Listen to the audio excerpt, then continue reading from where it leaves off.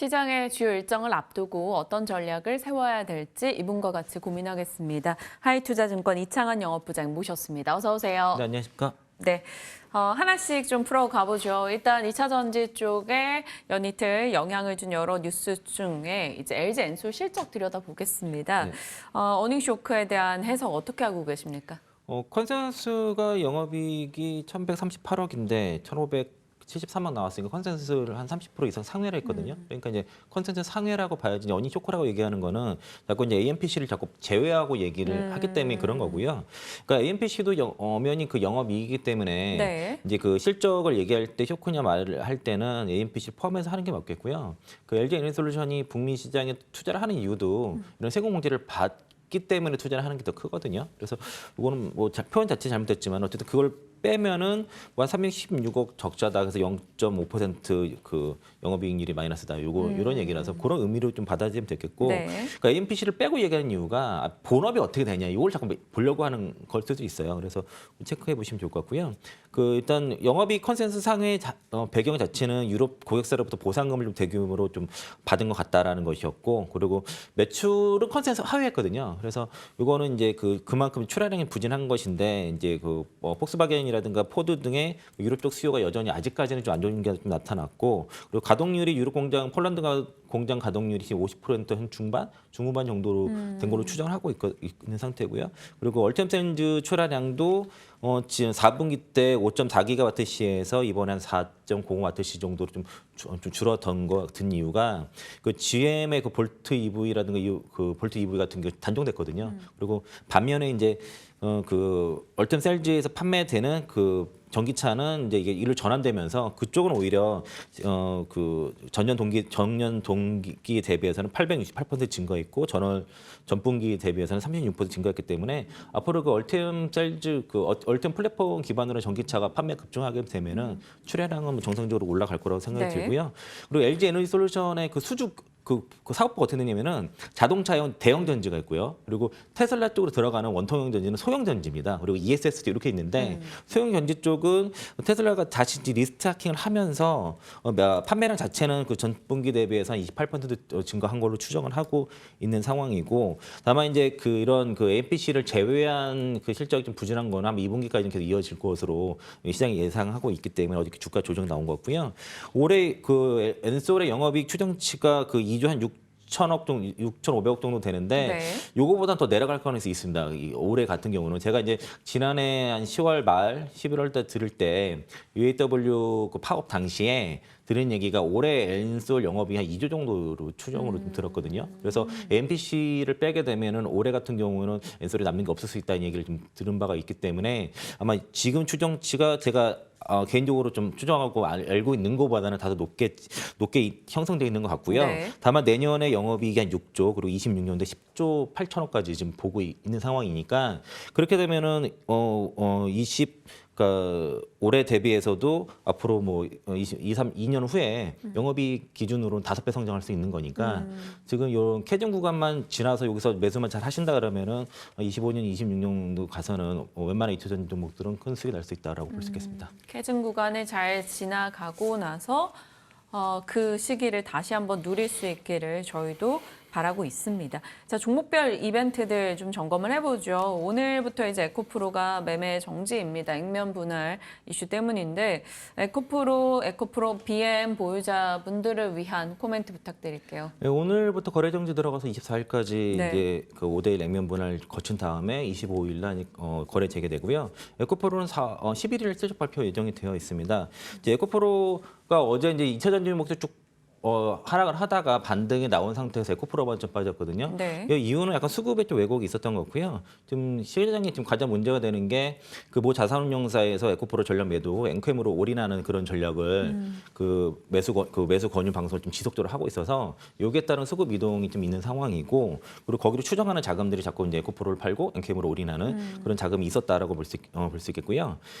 지금 에코프로 비행 같은 경우가 자회사 에코캠 캐나다로 예정되어 있던 출자 자금 1,177억을 지난해 말에서 12월 말로 이제 연기를 하면서 요게 이제 캐나다 북미 쪽 캐나다 쪽에 4.5 5만 톤 정도의 캐파가 양산이 한 1년 정도 미뤄지는 그런 뉴스가 나와서 조정이 빌미는 됐겠지만은 이게 이제 27년도 70만 톤 캐파를 유지하는 거는 변함없는데 아마 그 26년도 양산된 물량이 좀 넘어가는 정도 한 4만 5천 톤 정도 됩니다. 그게 좀 변화가 있을 것 같고 그리고 에코프로 BM의 그 북미양 SK온과 삼성 SDI 쪽의 수주 규정은 여전히 그대로 있다.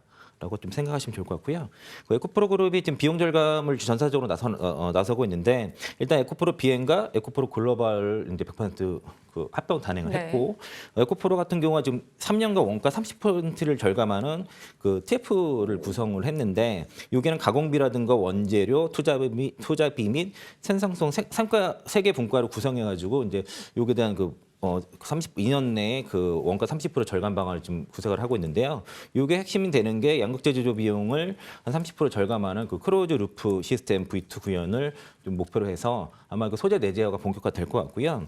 이게 되게 중요한 게 그 기업의 가치가 이제 PQC로 나눌 수 있지 않습니까? 근데 보통 P는 지금 우리가 광물 가격이랑 연동이 많이 된단 말이죠. 그런데 이거는 회사에서 컨트롤할 수 있는 영역이 아니에요, 사실요. 이 P 같은 경우는. 그리고 전기차 같은 경우, 시장 같은 경우 우리가 향후에 이제 Q가 크게 성장한다는 것들은 그냥 다 누구나 다 네. 인정하는 부분인데 그러면 회사에서 적극적으로 관여할 수 있는 부분은 바로 C입니다, 비용.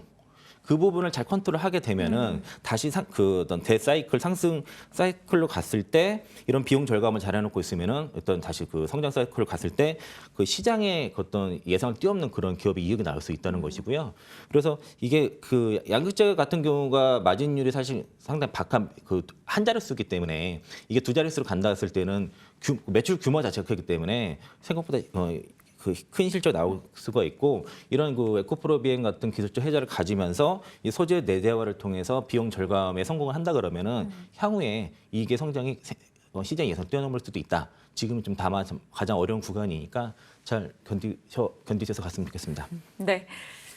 PQC 관련해서 각각의 시각 정리해 주셨습니다. 좀 깔끔하게 정리가 된 느낌이고요.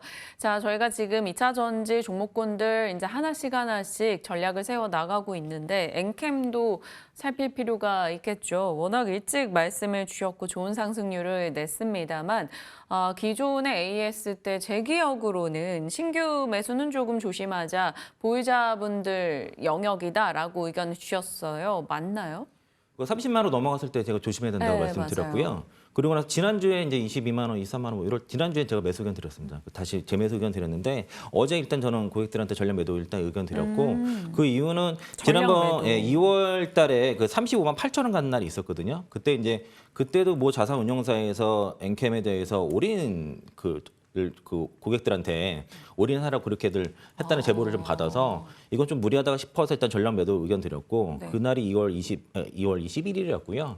2월 27일에 그 자산운용사에서 같이 했던 그 메리츠 증권의 그 랩 계좌가 해지되면서 그날부터 거기서 매물이 나오면서 급락이 나왔고 그 메리츠에서 그 엔캠 한 종목을 한 500억 정도 벌었다 그럽니다. 그 뉴스에 나온 얘기입니다, 다.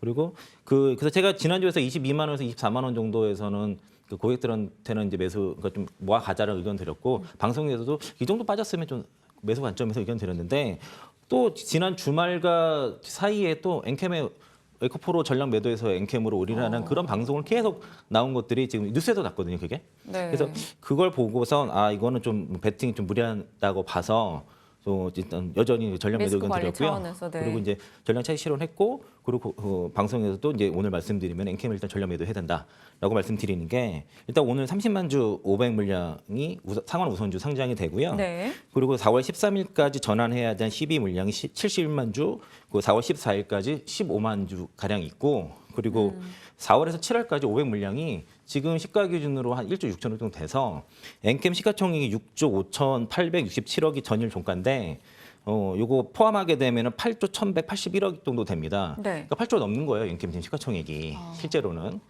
그러면은 지금 올해 그 회사 가이던스가 매출이 올해 2조, 내년에 3조 6천억, 그리고 2026년도에 5조인데 영업이익률의 10% 정도 가이던스거든요.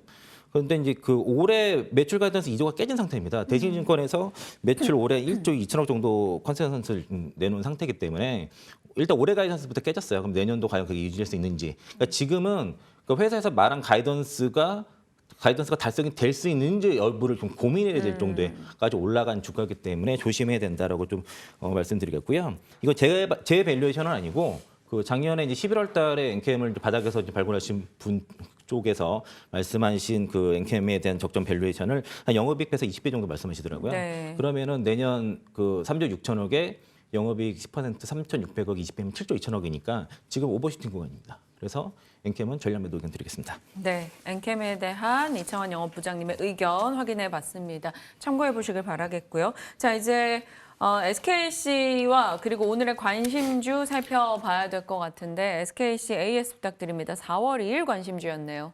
네, 요즘 그러니까 유리기판만 붙으면 주가들이 다 급등해서 기관 투자자들이 유리기판에 굉장히 지금 집중을 많이 하고 있는데, 그러니까 SKC가 지금 양산 기판 쪽에서 삼성전기보다 양산이 제일 빠릅니다. 지난주에 말씀드렸고 올해 한 3, 4분기 정도 양산이기 때문에 2026에서 2027년도 양산을 예상하고 있는 삼성전기보다 제일 빠르다라고 말씀드리겠고요. 그래서 이제 다만 이게 그 유리기판 쪽이 원래 회사에서 얘기했던 가이던스가 영업이익률이 한 20% 후반 정도였는데 여기 시장에 나온 얘기가 평균 한 40%도 가능하다. 그리고 많게는 유리기판 사업이 영업이익이 70%대도 가능하다는 얘기가 나왔거든요. 네. 그 얘기 듣고 나서부터 주가 굉장히 세게 움직이는데 다만 어제 그 SK 넥슬리스가 그 폴란드 공장 쪽에서 그 일부 그 직원 해고라든가 투자금 지급 문제로 이제 가동이 불투명하다는 그 뉴스가 나오면서 잘 가다가 장중에 조정이 좀 나왔었어요. 그러고서 다시 반등 나왔는데 그래서 요거 이런 최근에 이제 유리기판 모멘텀으로 뭐 저점 대비 2배 정도 올라왔으니까 또 일부 좀 차익하시면서 비중 좀 조절하시는 게 좋을 것 같고요. 한 21선 조정 정도 나왔을 때 다시 비중 늘리거나 재매수하는 관점에서 의견 드리겠고 KB증권에서 4월 4일인가 5일 날 리포트가 나왔는데 목표가시 19만 3천 원짜리가 나왔습니다. 그 전에 최상단이 13만 원이었거든요. 그래서 또 이걸 좀 다른 리포트가 나왔기 때문에 이거 좀 잘 보시고요. 그래서 이걸 봤을 때는 뭐 주가 없어야 되는 충분하다고 보는데 네. 장기적으로 올라온 만큼 지금은 좀 비중 축소하거나 차익하시면서 재조정을 기다리시면서 재매수를 노리시는 게 좋을 것 같다라고 네. 의견드리겠습니다. 단기적으로 유리기판 종목군들의 시세가 부담스럽긴 합니다. 하지만 그렇다고 이쪽이 끝났다라는 시각은 굉장히 아직은 미미하기 때문에 조정 시 어떤 대응을 할지에 대한 고민은 필요해 보이네요. KN솔 살펴보겠습니다. 매력적입니까, 이 종목? 그러니까 이제 지금 그 요즘 시대가 아까 하이브리드 아까 말씀하셨는데 섞여 있는 종목들이 잘 가는 편이에요. 그러니까 반도체도 하면서 2차 전지 하는 종목들이 우리 코너에서 말씀드렸던 SKC도 그렇고 SKC도 이제 2차 전지 소재랑 반도체 소재 같이 있고 네. 그리고 덕산도 마찬가지로 반도체랑 2차 전지 같이 있는데 이 회사도 마찬가지고요. 반도체랑 디스플레이 그 산업용 클린룸과 2차 전지 드라이룸 그리고 제약 바이오 클린룸 교량 사업을 같이 하고 있습니다. 이제 종목이 근데 이 회사 같은 경우에는 주가가 움직이는 모멘텀이 그 액상냉찜 때문에 좀 움직이고요. 액상냉찜 솔루션 전문 기업으로서의 모멘텀이 좀 부각되고 있는데 어플라이머 그 동사가 이제 서브머사와 이제 그 회사가 이제 어쨌든 글로벌 1위 회사 액상 냉찜 쪽으로 여기랑 같이 협력해서 국내 액상 냉찜 시장에 진출해서 액침 냉각 솔루션을 좀 하고 있는데 그래서 관련 뉴스 나오면 움직입니다 종목이. 그리고 그래서 뭐 그 최근에 이제 서버 관리가 중요하기 때문에 특히 AI 서버 같은 경우는 발열이 심해서 네. 여기에 따른 그런 온도 관리가 중요하기 때문에 그 액침 냉각을 도입을 하는 기업들이 많이 늘어난다는 그런 포인트가 될 것 같고요. 그래서 액침 냉각 관련된 뉴스가 나왔을 때 급등 나왔을 때는 좀 차익을 하고 가시는 게 좋다 의견 드리겠고 2차 전지 쪽에 들어있는 수주가 지난해 수주 잔고가 그 클린까지 합해서 4,626억 정도 나와 있고요. 그리고 지난해 10월 그 현대차 SK온 그 조인트 벤처 쪽에 그 드라이룸을 턴키 수주를 했는데 이게 우리나라 돈으로 대략 2,250억 규모입니다. 그리고 또 이제 그 SK온 국내 서상공작 쪽에 640억 그 수주를 했고 그리고 그 에프코프로 그 헝가리 데브렌치 양극재 공격 쪽으로도 한 73억 정도 수주가 돼서 지금 드라이룸 쪽 수주 잔고 꽤 많이 있는 상태고요. 반도체 쪽도 그 삼성전자 쪽에 그 지난해 한 1,080억 정도 수주가 좀 돼 있어서 클린룸과 이제 반도체 그 드라이룸 양쪽 다 수주 잔고 좋은데 그 반도체 쪽에서는 삼성전자가 증설을 하게 되면은 일단 클린룸부터 먼저 들어가지 않습니까? 그러면 신성 ENG 여기 원래 이름이 원방테크였어요. 그래서 KN솔, 신성 ENG 이렇게 두 회사가 앞단에서는 괜찮으니까 같이 보시면 좋을 것 같고 그리고 그 회사가 이제 원방테크에서 KN솔로 사명을 변경할 때 향후에 목표를 제시를 했거든요. 그래서 2023년도에 매출 목표를 1조 5천억을 목표로 제시를 했고요. 그리고 향후에 이제 기업 가치를 1조까지를 달성 목표를 하겠다라고 얘기를 했기 때문에 지금 뭐 시가총액이 3천억도 안 되니까 상당히 좀 저렴한 구간인데 다만 이제 좀 스몰캡이기 때문에 이 변동성이 꽤 있으니까 그 변동성을 이용하는 매매 눌렸을 때 매수했다가 급등하면 좀 차익을 하는 정도로 보시겠고요. 매수 밴드를 좀 길게 잡으면은 하단을 19,000원, 상단을 21,000원 이하로 잡아보시고 매수가 대비해서 한 15% 이상 수익이 나기 때문에 그냥 차익하시고요. 손절가는 18,000원 드리겠습니다. 네, 기억해 보겠습니다.